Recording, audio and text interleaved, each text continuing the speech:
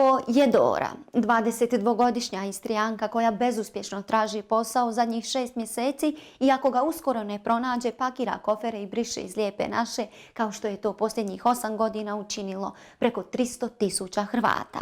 Kao osoba mlađa od 24 godine, Dora spada u ranjivu društvenu skupinu kojoj je teško pronaći posao s ugovorom na neodređeno. Tijekom grube tranzicije iz škole u svijet rada, mladi se često zapošljavaju kao jeftina radna snaga na određeno ili na pola radnog vremena.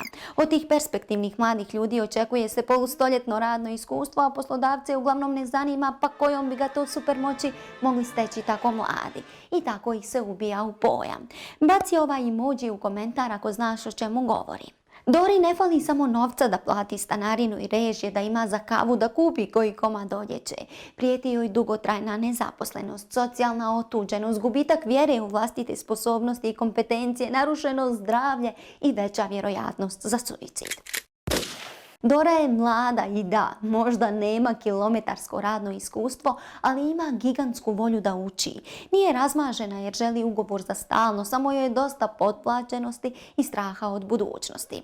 Na mladima svijet ostaje, neka to bude istina koju živimo, a ne tek izlizana fraza koju koristimo dok još jedna mlada osoba upravo kupuje jednosmjernu kartu za Njemačku.